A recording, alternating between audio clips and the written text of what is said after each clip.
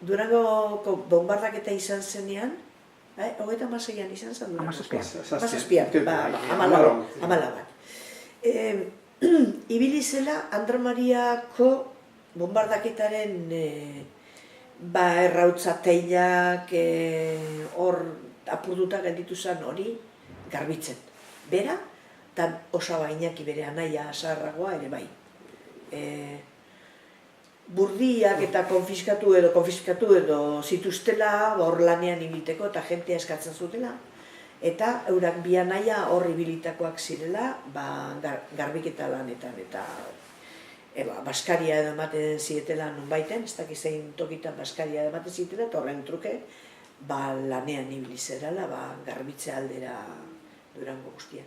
Eta kontatzen zuen baita ere, bakizu, familia handia izanez, bera baino nagusiagoak beste 3 zeuden edo 4, baina gaztetatik hasten ziren lanean, eta ibili zala Eubako zubia egiten, gerra ostean, eta Zornotzako Ibarrako zubia egiten, Zornotzara sartzeko dagoen zubia ere egiten. Horako gauza komentatu du.